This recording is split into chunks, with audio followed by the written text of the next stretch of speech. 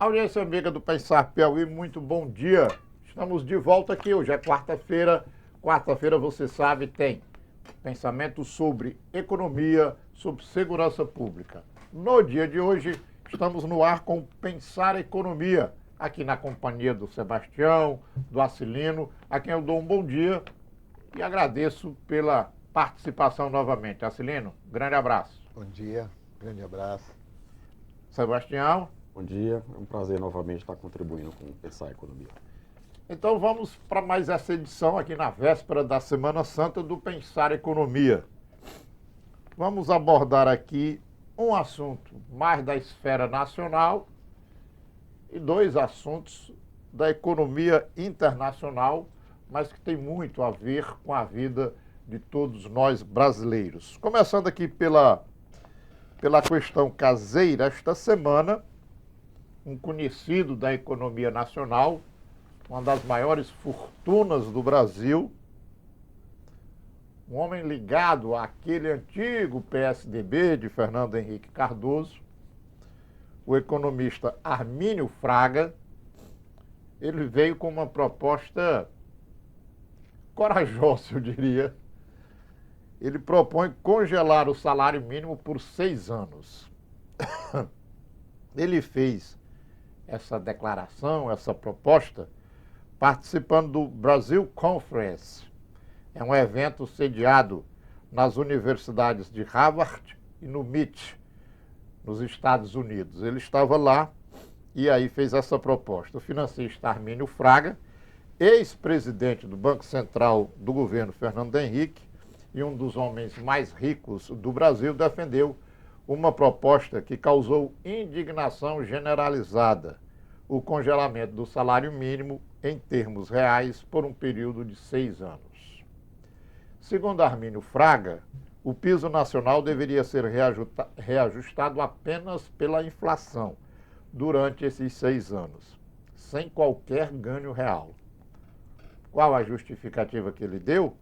Direcionar os supostos recursos economizados com esse congelamento para políticas de transferência direta de renda e serviços públicos.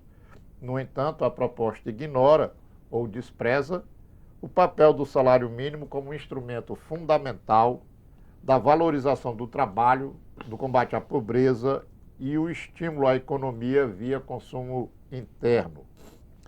Ao sugerir que os mais pobres arquem mais uma vez com os custos de um ajuste fiscal, Fraga revela uma concepção de país que continua reproduzindo a lógica da austeridade seletiva, enquanto o topo da pirâmide, onde ele próprio se encontra, segue blindado de qualquer forma de redistribuição, a conta continua chegando para os trabalhadores, para os aposentados e os pensionistas. Começando com a Acilino aqui. Acilino, a proposta de Armínio Fraga, qual é o conceito que você tem dela? Bom, do ponto de vista da teoria econômica, não existe. Do ponto de vista da política econômica, ele vai dizer o que ele quer. Aí ele diz o que quer, baseado naquilo que a elite brasileira sempre fez, que foi advogar em causa própria. Congelamento de salário por 6 anos vai implicar também num não problema da Previdência, que é tudo isso que eles querem. Então, isso que o Armínio Fraga falou foi considerado até como uma piada no Brasil. Sabe? Não tem nada a ver. Mas ele faz isso em universidades americanas do conceito de Harvard. Não pode ser uma piada, ele tem que acreditar nessa proposta dele. Bom, ele diz o que ele quer, né? Ele diz o que ele quer. Uma vez eu estava na sala Kennedy lá em Coimbra e quem estava falando era um economista, né? E de repente tinha um velho inglês lá que começou, um economista inglês, começou a dormir. E depois ele perguntou e disse, não, porque ele não é economista. O cara que está falando aqui não é economista. Eu não vou dormir. Não vou perder tempo ouvindo. Aí ele dormiu. Então, o problema é o seguinte. O Armínio Fraga, ele ele vem de uma escola. Né? E qual é a escola dele? É uma escola de chegar, mesmo nos Estados Unidos ou em qualquer fórum internacional, e falar para quê? Para os ouvidos dos financistas. Isso para o ouvido do financista é algo assim fabuloso. Agora, do ponto de vista da teoria econômica, ele está falando de quê? Ele está falando de enxugamento, né? Ele está falando de monetarismo, ele está falando de que de puxar, de enxugar do mercado, né, qualquer possibilidade de consumo das classes menos favorecidas. Né? É isso que ele está falando. Né? Então, do ponto de vista da teoria econômica, eu não vejo, mas aí eu gostaria de ouvir Sebastião. o economista Sebastião, porque do ponto de vista da teoria econômica, eu não vejo nenhum sentido. Não. Vamos ouvi-lo aqui. Sebastião, o que dizer da proposta do Armínio Fraga? Veja só, quando você propõe uma política em que você alivia o topo da pirâmide e sacrifica a base, você está privatizando ganhos e socializando perdas. Eu acho que isso, do ponto de vista econômico, não tem sentido, porque a economia é para proporcionar bem-estar e bem-estar para todo mundo, não só para quem está no topo da elite. O discurso dele, no local em que ele está, é muito convincente para quem está lá. Né? Eu acho que ele não teria coragem de fazer a mesma coisa se estivesse no auditório da USP, da Unicamp, aqui no Brasil. Nos Estados Unidos, o cara vai para falar o que americano gosta de ouvir. Sob o ponto de vista, né, de teoria econômica, e nesse aspecto eu concordo com o Acilino, a formação da riqueza, Oscar, ela depende de algumas variáveis que a gente chama de variáveis que são determinantes e que explicam o crescimento da riqueza. Entre elas, você tem a participação das empresas, você tem a participação do governo e você tem o saldo de balança de transações internacionais, o saldo da balança comercial. E uma última delas, que na verdade não é a última, é a primeira, é o consumo. Portanto, o consumo é a variável determinante do crescimento da riqueza. Nenhum economista em sã consciência deve propor alguma política que sacrifique o consumo, porque se ele faz isso, ele está sacrificando o crescimento da riqueza do país. E quem é que consome? Classe trabalhadora. Quem é que forma a classe trabalhadora? Os assalariados. Então não tem o mínimo sentido uma proposição dessas. Né? Sob o ponto de vista de um discurso para agradar aos neoliberais, à ortodoxia, né, que prevaleceu nesse grupo todo que formou essa base de pensadores do Plano Real na época do Fernando Henrique, isso soa muito bem. Mas, sob o ponto de vista de desenvolvimento econômico, é um desastre, um verdadeiro desastre. Eu queria indagar o seguinte. Vocês colocam que, do ponto de vista da economia, não funciona. Do ponto de vista da economia, não é bom. O Sebastião traz o elemento do consumo, que é um basilar, uma coluna forte da economia. E esse topo da pirâmide, da qual o Armínio faz parte e vários outros pensadores econômicos, esse povo, do que eles vivem? Porque, veja só, se eles têm o acesso à informação ou ao conhecimento, e eles são ricos, como foi que eles conseguiram essa riqueza? E se eles propõem uma coisa que é ruim para a economia, como é que essa riqueza deles vai se perpetuar, vai se manter? Eu vejo o seguinte, o Bessa Pereira escreveu um livro, aí quase no final dos anos 90, que ele fala dos 5 tipos de capitalismo. Vamos lá. E ele fala do capitalismo liberal e do capitalismo de concertação. O capitalismo que o Armínio Fraga, né, ele vai lá e faz essa apologia toda, é um capitalismo liberal. O capitalismo liberal, ele está passando por várias turbulências e que nós vamos tocar nesse assunto aqui na pauta, nas duas pautas posteriores. Sim. Então, o que eu vejo na questão do Armin Fraga, ele faz parte de um grupo de economistas, você está entendendo, que não rompeu com o monetarismo de maneira alguma, saudosa memória da Conceição Tavares, que sempre jogou pesado Sim. com eles, você está entendendo? Por quê? Porque eles defendem o topo da pirâmide, como bem... Mas esse topo, ele não precisaria da base para ele viver? De uma economia forte lá na base, para eles poderem ter a renda lá em cima? Isso em tese. Em tese. Em tese. É por isso que eu comecei falando de teoria econômica e de política econômica.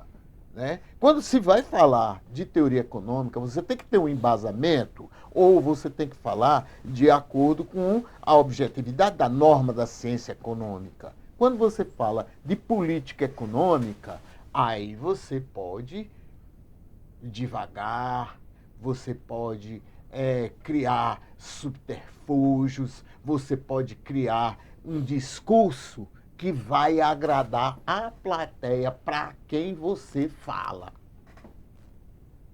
Então, é isso que eu quero dizer. Então, quando ele vai lá e diz, talvez ele desconheça ou queira nublar a situação social brasileira. É como se...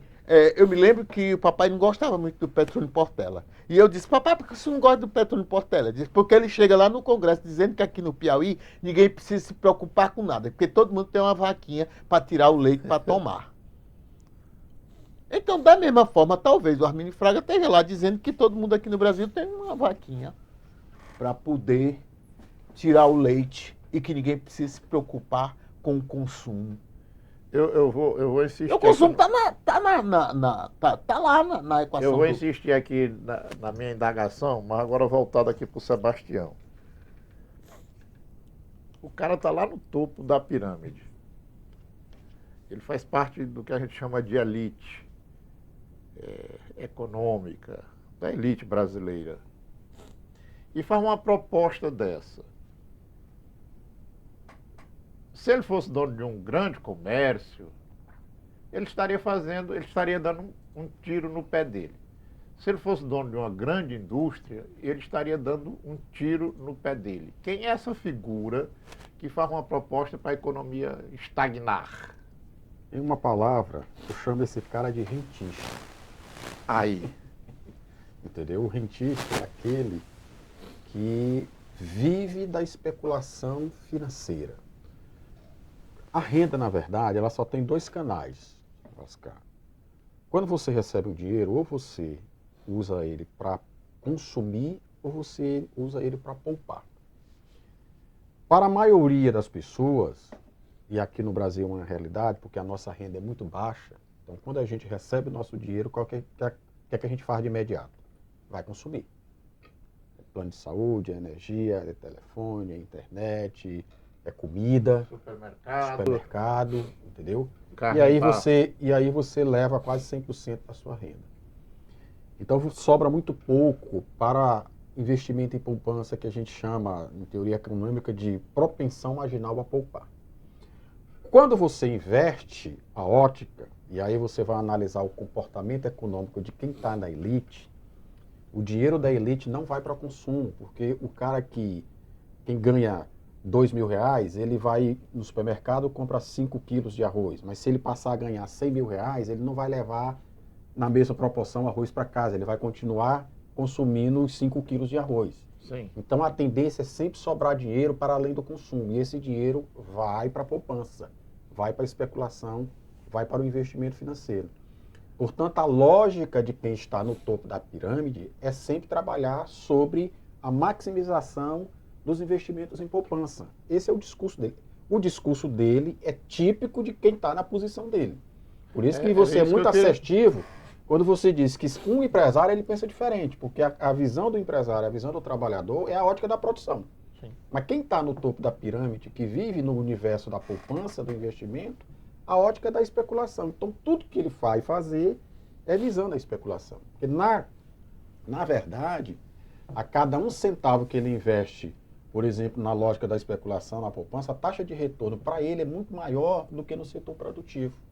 Setor produtivo, por exemplo, se você pega R$1 milhão e vai abrir uma empresa, você tem um lapso temporal muito grande, porque você vai comprar terreno, vai construir, vai comprar máquina, equipamento, vai contratar trabalhador, treinar, comprar insumo, Botar vender, produto na tal. praça. Você leva o quê? Um ano para poder você botar o investimento para poder circular. Na especulação, tu investe hoje, amanhã tu tem. É uma taxa de retorno menor, mas a velocidade e a quantidade em que ele se multiplica proporciona que ele vá para lá e deixe de investir no setor produtivo. Então o discurso dele é esse, ele está no lugar certo e defendendo os interesses dele, na verdade, de rentista. Né? Muito bem. Vamos agora para o nosso segundo assunto, que tem a ver com o homem que está sacudindo a mídia mundial, está deixando os países em polvorosa e está travando uma briga escandalosa com todo mundo, querendo incorporar a Groenlândia, Golfo do México, estabelecendo taxas exorbitantes para tudo quanto é país. Donald Trump e suas medidas internacionais que têm a ver aí com a vida de todo o planeta.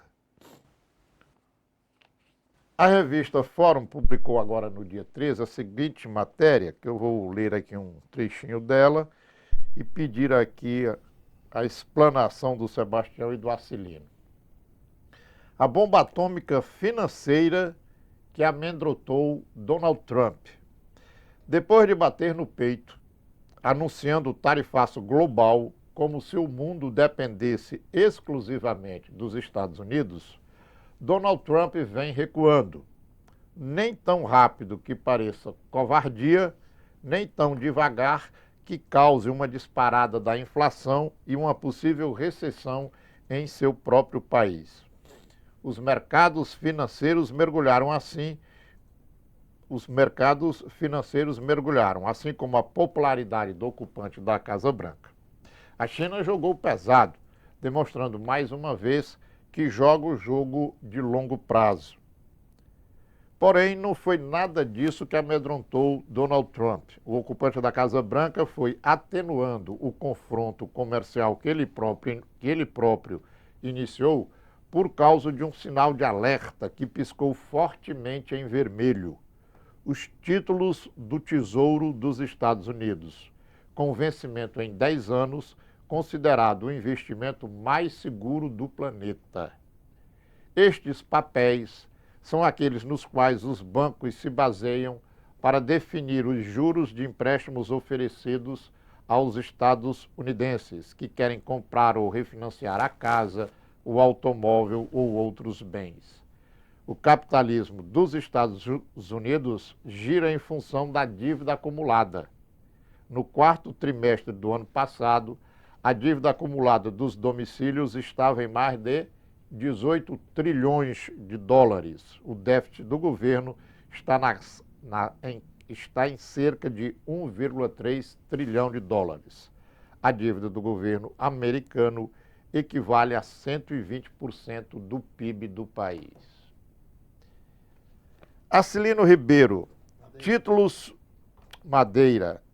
do Tesouro dos Estados Unidos. Que bicho é esse que o artigo diz aqui que é o investimento mais seguro do planeta, mas que balançou Donald Trump? Sim. O mundo inteiro corre para comprar os papéis americanos, porque os papéis americanos, eles são, valem ouro, né? Bom, mas eu queria começar Vamos lá. dizendo o seguinte. Teve um escritor do século XIX, francês, o Marcel Proust. Sim. Escreveu uma obra fabulosa sobre Em Busca do Tempo Perdido. O Trump talvez seja esse cara que procura um tempo perdido.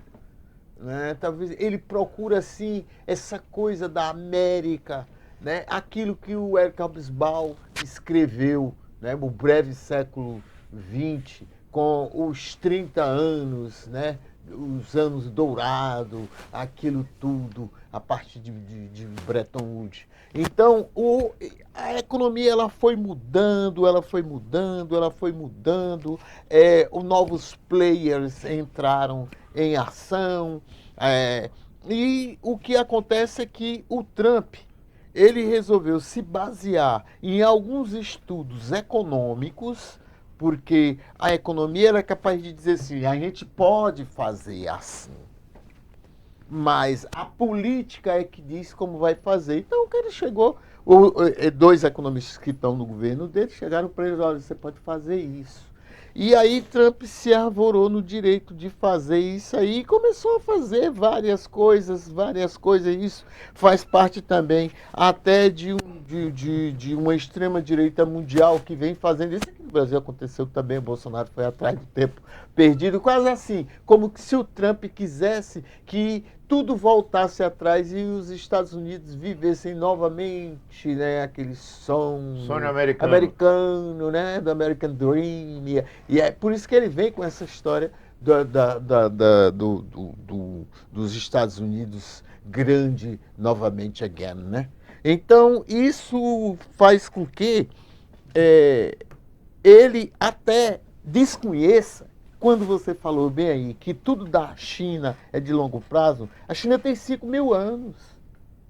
Ele esquece que até mesmo o porta-voz do governo chinês falou, ó, 5.000 anos que a gente existe, a gente pode existir mais 5.000 anos. Então, a gente já vivia antes dos Estados Unidos, não tem isso. É como se o Trump quisesse trazer a bilateralidade, né, para a geopolítica internacional. E isso é praticamente impossível de se fazer isso. Por quê? É notório problema no sistema de pagamento SWIFT, né, que está sendo abalado. A China já conta com 600 toneladas de ouro. Isso aí já é um deslocamento do referencial do dólar para o ouro, né? A crise, ela não é de agora, ela vem desde 2019 com a questão do gás, do GNL, né, do gás natural liquefeito, que foi oferecido para a Europa quando a Rússia resolveu fechar. Então, o mundo não é mais essa coisa do Trump. Eu acho do Trump assim um esquizofrênico, no sentido de que ele acredita na mentira que ele próprio cria. Sebastião, o texto diz que o Trump está amedrontado com o que pode ocorrer com os títulos do Tesouro dos Estados Unidos. Ele tem que ter mesmo essa preocupação? Ele não tem que ter, ele já está preocupado, né? Existe, em toda essa conjuntura, existe um lado bom nessa história toda. Qual é o lado bom? O lado bom é que é o seguinte, a gente sempre teve uma ideia, uma percepção que a economia americana era uma economia sólida. Isso é uma falácia, né? Os americanos fazem bem é mentir para o mundo inteiro, né? A economia americana é virtual, na verdade, certo? E essas movimentações do Trump estão revelando para o mundo inteiro que a economia americana está em crise. E não é uma crise pontual, como acontece em 2008, 2000 e tanto e tal. É uma crise estruturante. Agora é uma crise estruturante. E o maior sinal de que uma economia fica mergulhada numa crise estruturante é quando ela cai e desestabiliza os papéis, os títulos. Porque os títulos é a simbologia da economia real. Entendeu? Então, quando você fragiliza isso, você destrói praticamente todas as bases, os fundamentos dessa economia. Mas qual é a grande preocupação do Trump? A grande preocupação do Trump, na verdade, é com a China. Porque a China é um dos maiores compradores dos títulos americanos. E ele está batendo de frente com a China, e se a China resolver, da noite para o dia, vender os títulos dela, jogar no mercado, entendeu? a Deus viola para a economia americana, porque ela vai emitir um sinal para o mundo inteiro e todo mundo vai correr atrás da China e vai vender papel, como aconteceu em 1999, em 1929. E aí você cria um efeito cascata que contamina a economia como um todo. Então, ele tem muita razão em estar preocupado, né? O outro aspecto que esse artigo coloca é que o agente econômico ele é extremamente conservador. Quando ele percebe que algo está fora do lugar, ele cuida logo em querer se proteger. Então tem muita gente se dissolvendo dos títulos para comprar ouro. Porque título, Oscar, é papel.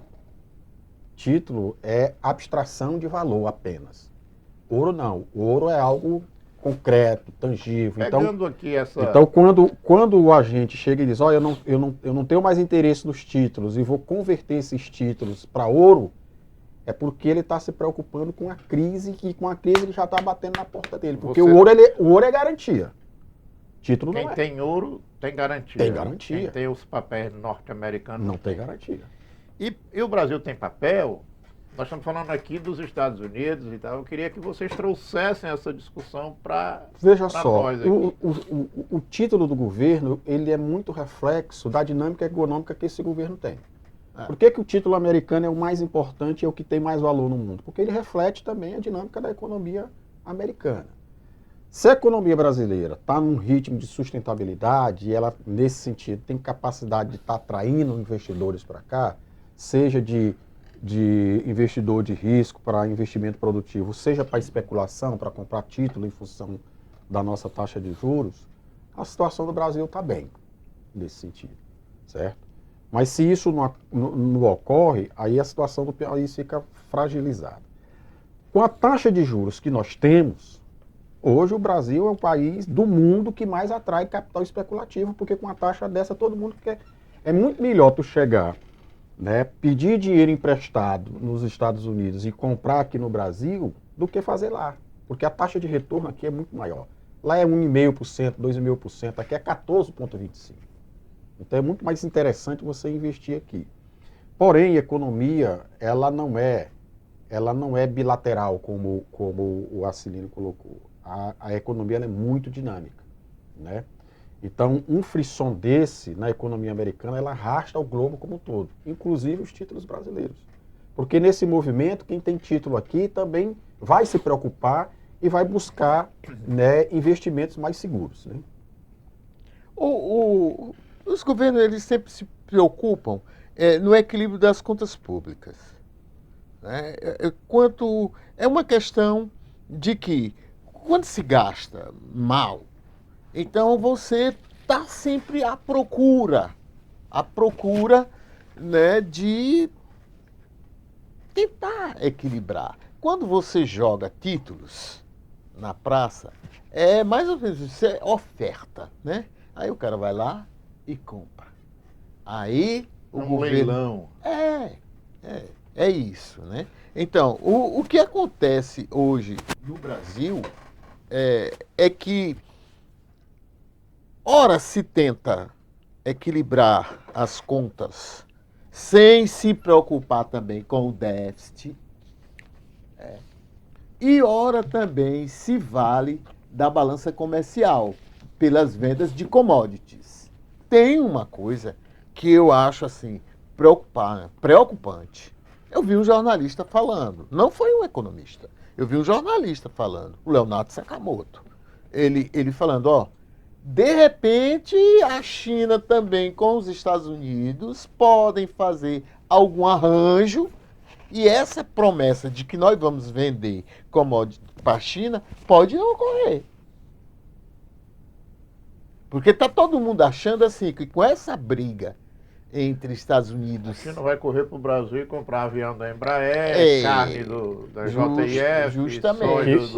O que na verdade, isso não ocorre até mesmo porque a China não tem condição de carregar o mundo nas costas. Isso é outra falácia. Então, a economia mundial precisa dos americanos, é fato, né? Porque eles vendem e compram do mundo inteiro. Então, um frisson entre China e os Estados Unidos, em dado momento, pode levar a gente a crer que seria bom para a economia brasileira, entendeu? Só que o mercado mundial é um mercado de concorrência. Então isso não se sustenta no longo prazo. O ideal é resgatar a dinâmica internacional do multilateralismo. E permitir que todo mundo compre e venda de todo mundo a preço de mercado que seja compatível para todo mundo, entendeu? Tem um trecho aqui desse material que eu li que ele me chamou a atenção.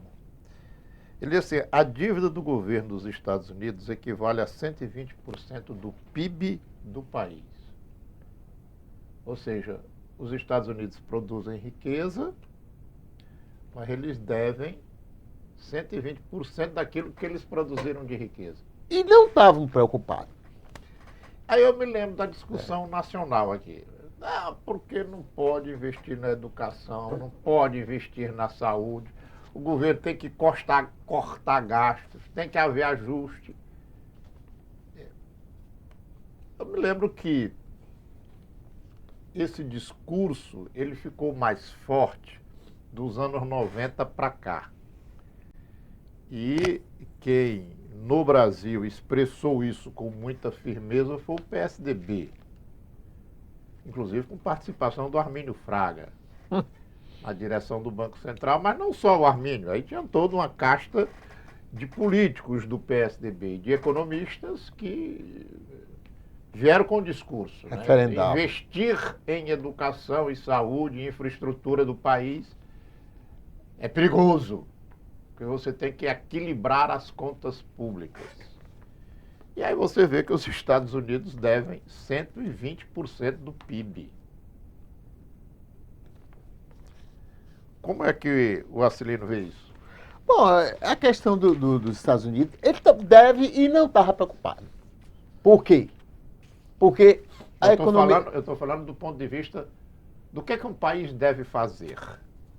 Não, o que eu... Ter um controle rígido para ficar sempre no azul, mas atender interesses da população, mesmo que você tenha uma dívida que você está rolando e que um dia você vai pagar. Mas aí depende de vários fatores. Depende de vários fatores. Depende de situações. De situações. Veja bem, quando Portugal chegou a dever isso aí, ou seja, a dívida portuguesa chegou a mais de 120%, chegou a 140%, né, do PIB, Portugal entrou num colapso. Aí você pergunta, mas por que os americanos não entram nesse colapso? Por quê? Porque o comércio internacional é ancorado pelo dólar. Os sistemas de pagamentos são feitos em dólar. Você está entendendo? Então tudo carreia para eles. Por isso que Sebastião falou, eles são importantes? São importantes. Então, mas retire o dólar das transações internacionais. E qual é a preocupação que o Trump tem? E eu concordo com o Sebastião, quando ele diz que eles já estão preocupados. Qual é a preocupação que eles têm? É porque está se gestando no interior dos BRICS uma desdolarização do comércio internacional, rapaz. E nós vamos já tratar disso mais a miúde, mas eu queria provocar o Sebastião com essa história de que os americanos devem 120% do seu PIB. Oscar, um presidente, um chefe de nação, ele tem que estar preocupado com o azul e o vermelho das contas públicas, ou ele tem que estar preocupado com o atendimento das necessidades de sua população? Veja só, desde 94, e aí infelizmente, desde 94, e aí o Armínio é dessa égide de 94, se prevalece uma tese aqui de que o problema da economia brasileira é o déficit público, é o déficit fiscal e as contas públicas, e é por isso que a gente todo dia só vê isso, e é déficit zero para cá, é superávit primário para lá e tal, aquela coisa toda. E evidentemente que isso vem prevalecendo porque é o grupo que sustenta esse discurso, foi o grupo que teve sucesso com o Plano Real. Então o time que ganha não se mexe. Então quando a turma chega e fica falando isso, às vezes dão muita razão nesse aspecto. Só que a questão do gasto público, ela tem que ser analisada sob o ponto de vista da qualidade do gasto. Não é um dogma afirmar que se você tiver déficit público, sua economia está ruim. Aí o exemplo americano. Lá está com 120% do PIB. Sim. O nosso déficit aqui ainda não chegou a isso. O nosso déficit aqui é 80% do PIB. Qual é o problema? Então, qual é a diferença? Por que lá está 120% e não é problema? E aqui a gente tem 80% e é muito mais do que um problema. Na verdade, é uma verdadeira catástrofe na nossa economia. É por conta da qualidade do gasto. O déficit público nos Estados Unidos é para financiar a guerra. A economia americana, ela não tem nada de liberal.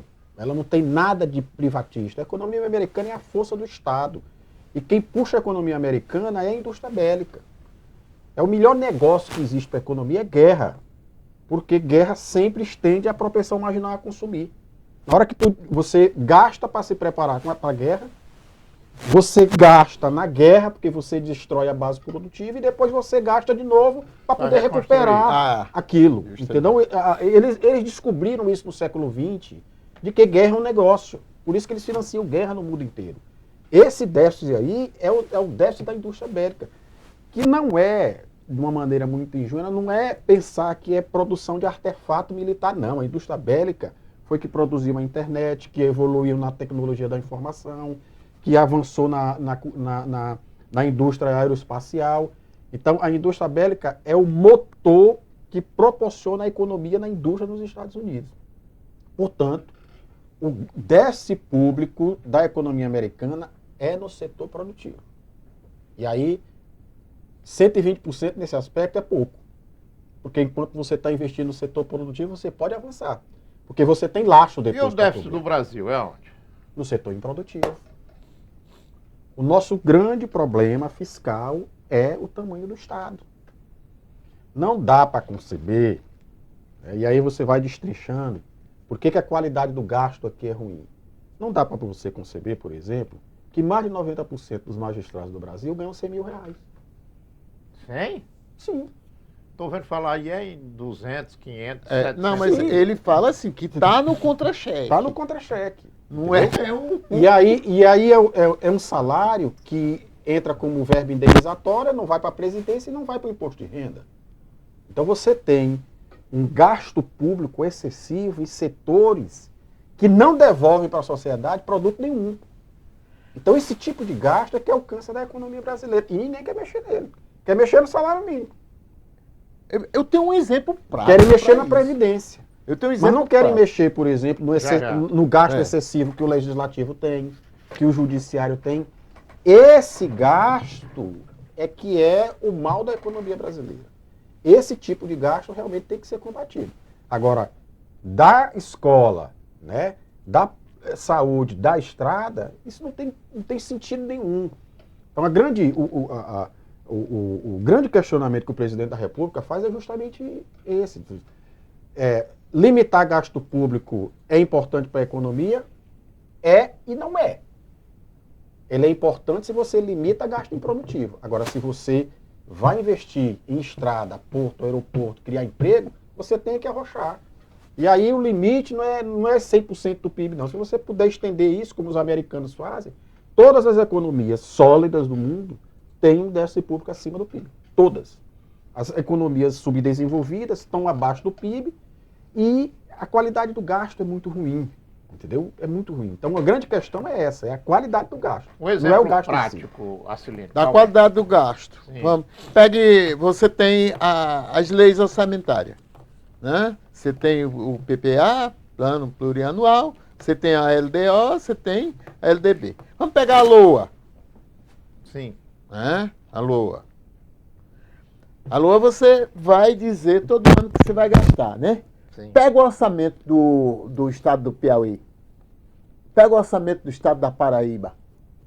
Pega o orçamento de Alagoas e vê quanto corresponde em termos percentuais do orçamento que vai para benefícios e incentivos fiscais.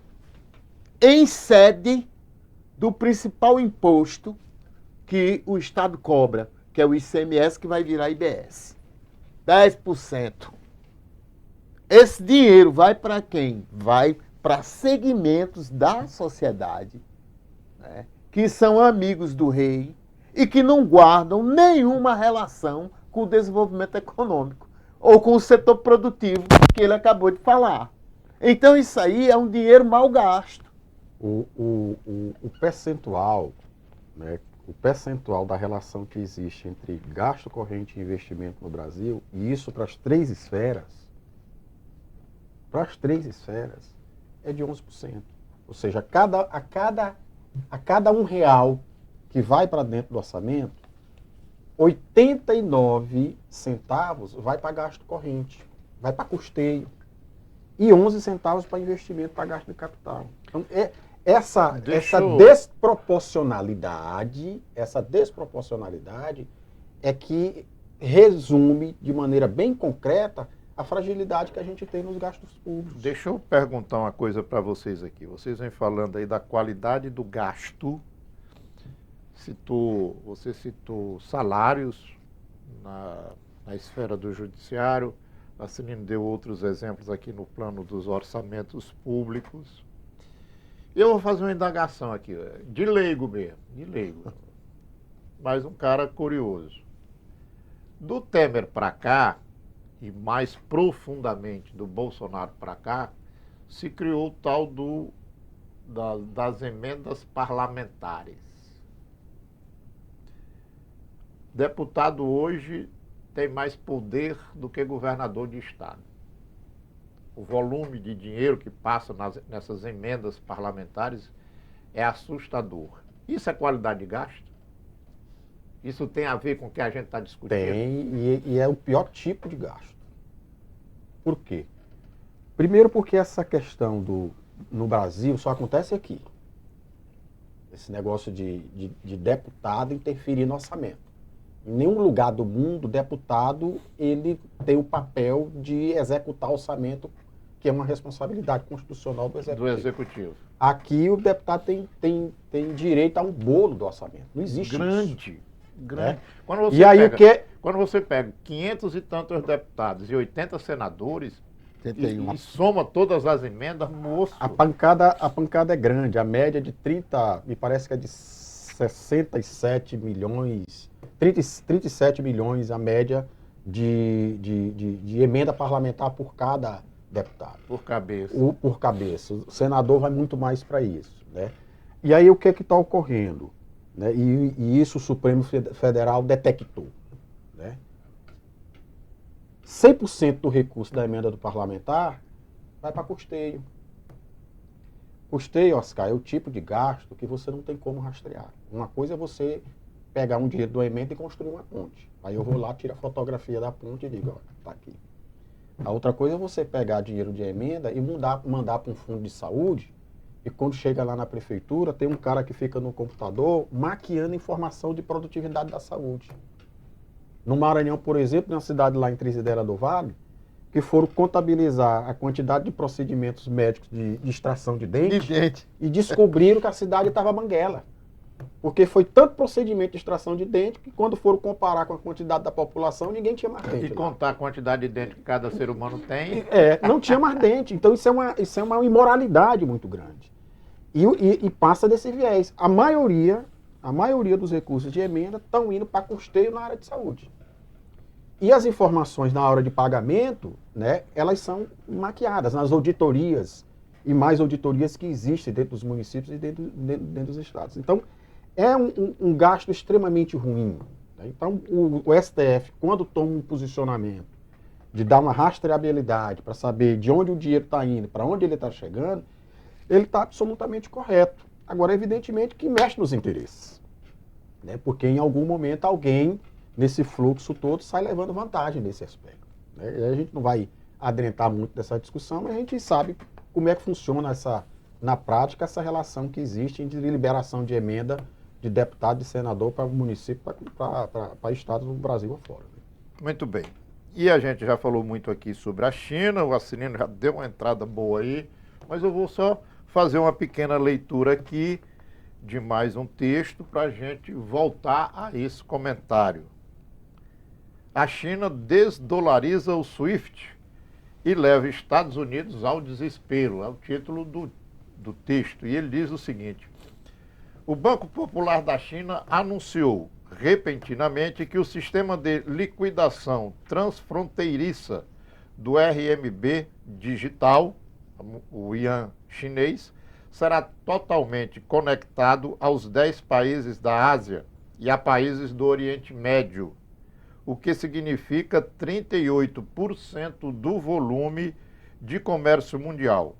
Contornará o sistema SWIFT dominado pelo dólar americano e entrará diretamente no momento da RMB digital.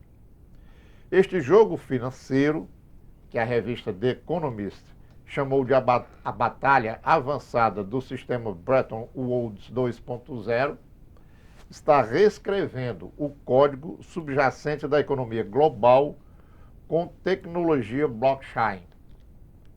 Enquanto o sistema SWIFT ainda luta com o atraso de 3, 5 dias em pagamento transfronteiriços, a ponte de moeda digital desenvolvida pela China comprimiu a velocidade de compensação para 7 segundos, de 3, 5 dias para 7 segundos. No primeiro teste entre Hong Kong e Abu Dhabi, uma empresa pagou um fornecedor do Oriente Médio através de RMB digital. Os fundos não passaram mais por 6 bancos intermediários, mas foram recebidos em tempo real através de um livro razão distribuído, e a taxa de administração caiu 98%. Esta capacidade de pagamento relâmpago faz com que o sistema de compensação tradicional dominado pelo dólar americano pareça instantaneamente desajeitado. O que assusta ainda mais o Ocidente é o fosso técnico da moeda digital da China. A tecnologia blockchain, utilizada pelo RMB digital, não apenas torna as transações rastreáveis, mas também aplica automaticamente regras contra lavagem de dinheiro. Isto é uma revolução, Arcelino? Sim. Qual é o tamanho dessa revolução? O tamanho é grande. Veja bem, quando você vai... Vamos pegar 2 países aqui do Mercosul, Brasil e Argentina. Brasil e Argentina. Qualquer comércio, qualquer transação comercial que se faça é considerada como se fosse uma transação externa, né? Então, qual é a moeda? É dólar. O dólar, né? Sim. Então, o que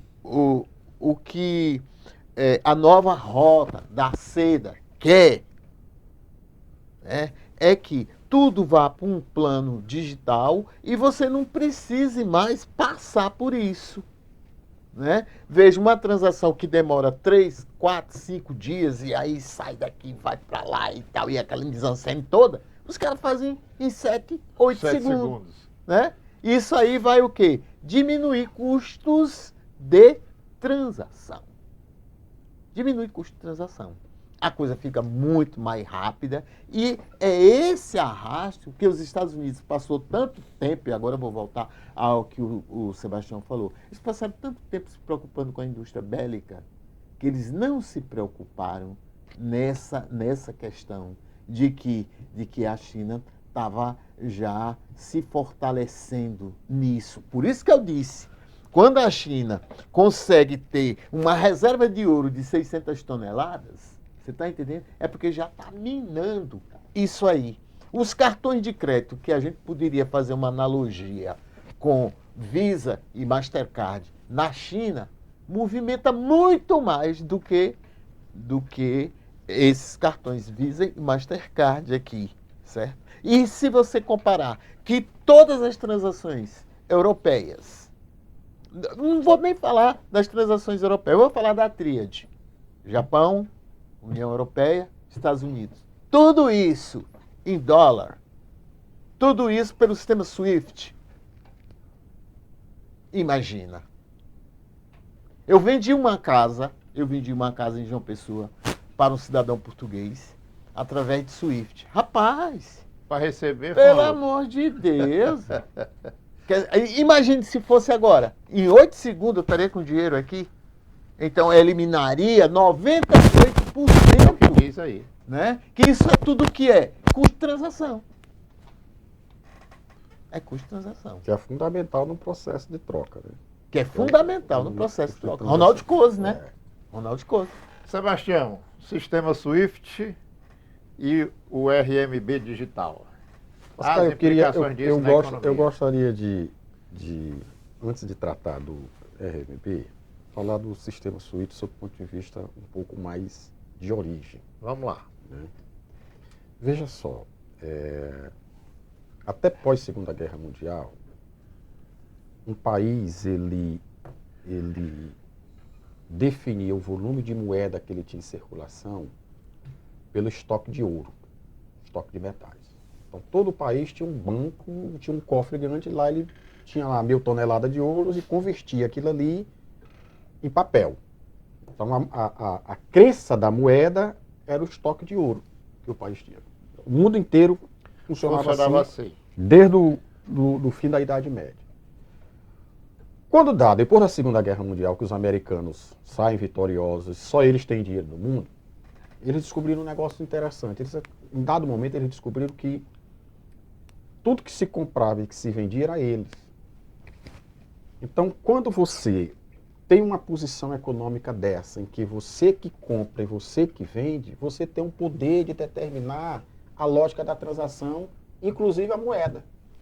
E aí eles chegaram para o mundo inteiro, foi o acordo de Bretton Woods, em 1970, da década de 70, e disseram assim, ó, a partir de hoje não tem mais esse negócio de estoque de lastro em ouro, não. A moeda agora é o dólar, que vai ser a moeda das transações internacionais. E na força, na marra, impuseram isso para o mundo inteiro. E de 1970 para cá, o dólar se tornou a moeda de referência das transações internacionais. Ok. Aí a Rússia pega, faz a sua revolução, a China, e contrariamente ao que a Rússia fazia, porque a Rússia queria catolicizar o comunismo no mundo, né? Jogar seus tentáculos para o mundo inteiro. A China passou esse período todo numa ação introspectiva. O que a China está fazendo é colocando os tentáculos fora de 50 anos de movimento. Isso não é da agora. É 50 anos que ela vem se preparando para isso. Caladinha. Aí agora que o mundo está descobrindo a China no poder que ela tem. E é um grande poder, porque a China é um continente, global. Você está entendendo? Então, quando uma empresa chinesa, Oscar, ela resolve fazer importação de um produto chinês para o mundo, ela já se amadureceu no mercado chinês interno, que é enorme, que é do tamanho do mundo. Então, quando ela vem vender no Brasil, não tem ninguém no mundo que vá competir com ela, a não ser que a outra empresa tenha um produto que só ela tem. Mas se tiver um produto que o chinês tem a capacidade de produzir, não ganha. Os americanos hoje continuam liderando o comércio internacional em termos de valor, mas em termos de volume, a China que lidera. A China que compra mais volume e vende mais volume no mundo, pelo tamanho que a economia chinesa tem. Então, o que está ocorrendo, na verdade, é o deslocamento do eixo econômico dos Estados Unidos para a China. E isso vai acontecer naturalmente por conta do modelo de transação que está sendo implantado, que é um caminho sem volta. Então o Trump está preocupado e ele tem que se preocupar mesmo, entendeu? Não é só a questão de títulos, não. A lógica do comércio internacional, ela vai ser alterada, né? E esse movimento que ele faz de tarifas disso, de tarifas daquilo, é só no sentido de querer jogar o barro na parede para ver se cola, entendeu? Essa fala do Sebastião me motiva a mais uma pergunta, que eu quero que seja a última, que a gente entrar na fase de conclusão do nosso trabalho de hoje. O mundo, o Sebastião e a Celino, há pouco tempo atrás viveu uma polarização política, capitalismo, comunismo, socialismo, Estados Unidos e Rússia. E girando ao redor disso as outras nações. Agora, me parece que a polarização está de novo Estados Unidos e agora China. A Rússia está dando um tempo. Agora não é mais uma polarização política, mas econômica. E o Brasil? Como é que fica nessa história? Nós estamos há 1 hora aqui falando dos Estados Unidos, nós estamos há 1 hora aqui falando da China. Então, para a gente concluir o programa de hoje, a semana daqui a 15 dias a gente volta com mais economia e, com certeza, China e Estados Unidos pelo meio, pelo poderio que eles têm, a influência que eles têm. Mas eu pergunto, nesse cenário de polarização econômica entre Estados Unidos e China, o que fazer, Brasil? Oscar, a economia é pragmatismo.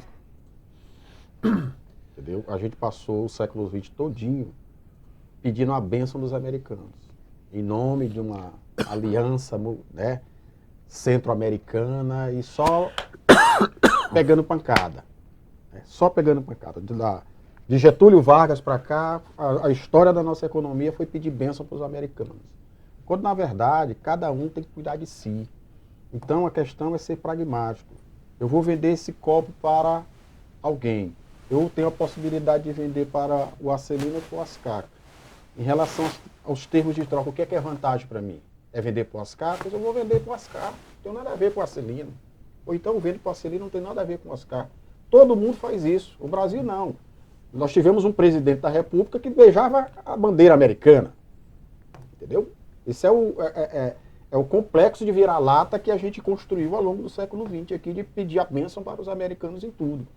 Eu acho que a postura do governo brasileiro tem que ser em fazer uma crítica, uma avaliação para saber o que é mais importante para a economia brasileira. Se importante é se aliar com o BRICS, e isso, né, me parece que é a tendência, né, então que faça isso. Né? Eu acho que a lógica aí é a lógica do pragmatismo, porque o pragmatismo ele pode se dar a nível macro de posição de Estado-nação, mas ele é reflexo de uma posição individual. Porque no dia a dia nós somos pragmáticos, a gente dá valor àquilo que dá bem-estar para a gente, proporciona bem-estar para a gente. E um país não pode ser diferente, porque na verdade ele é Estado-nação, mas ele é uma reunião de instituições que são formadas por indivíduos, entendeu? Então a posição do Brasil tem que ser essa, tem que ser uma posição pragmática para poder avaliar, julgar o que é mais importante. Né? Se nesse contexto é muito mais interessante estar do lado dos chineses, então que fique do lado dos chineses, não tem nenhum problema. O que você acha, Celino? Olha, existe uma corrente de análise, de analistas econômicos que falam que, além dos Estados Unidos e da China, tem também um grande ator que é a Rússia. Seria como se você tivesse um mundo aí... Três né? forças. É, 3 forças. E é até bom porque 3 é um número cabalístico. E é bom pra gente... Por quê? Porque tanto Rússia como China estão dentro dos BRICS. Eu acho que, e eu concordo com ele, essa coisa de estar beijando a pedra do anel dos americanos não é um bom negócio para nós. Não é. Nunca foi. Nunca foi. E agora que não é mesmo. E agora que não é mesmo. Agora que não é mesmo. O Brasil é um país diverso. O Brasil é um país que tem um assento dentre vários outros países como um grande produtor de alimento. Né? E está na hora da gente redirecionar.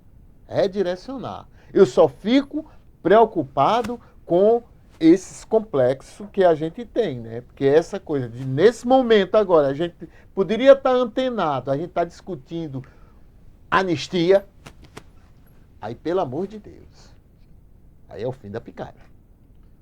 Mas na verdade isso é um movimento proporcional da direita para deslocar a atenção da sociedade e das instituições para aquilo que é mais importante.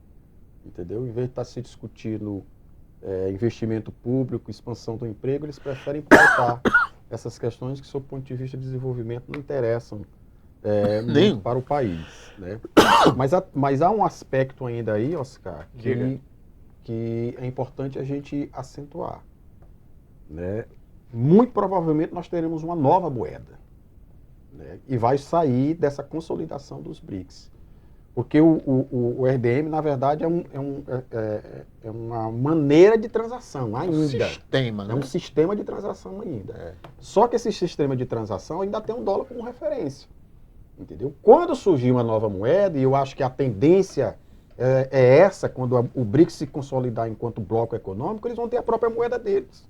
Porque é natural que tenha, não é questão ideológica. É a dinâmica econômica que vai naturalmente conduzir a isso. Então, se você tem um A bloco... Europa criou o euro. A Europa criou o euro, entendeu? Então, é natural isso. Os americanos não têm que achar bom ou ruim.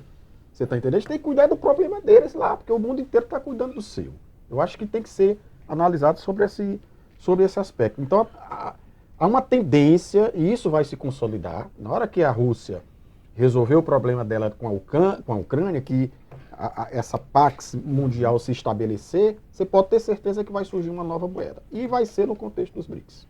E nós vamos discutir no próximo Pensar Economia, nos próximos Pensar Economia, porque é um assunto que a gente fala, mas não tem assim um ponto final. Então, hoje a gente está terminando esse Pensar Economia, agora Semana Santa, milhozinho, pamonha, Vinho, bacalhau. E aí depois da Semana Santa, logo depois da Semana Santa, pensar segurança. E daqui a 15 dias, pensar economia. Boa Páscoa, Celino. Boa Páscoa, Sebastião. para você, boa Páscoa. Para a produção também. Boa Páscoa para todo Boa mundo. Páscoa E a gente pra agradece, todo mundo. né, a oportunidade de ocupar esse espaço, Oscar, e ter a oportunidade de vir aqui didaticamente tratar desses temas que às vezes para as pessoas comuns se tornam uma complicação. Um grande abraço a todos, até a próxima quarta-feira.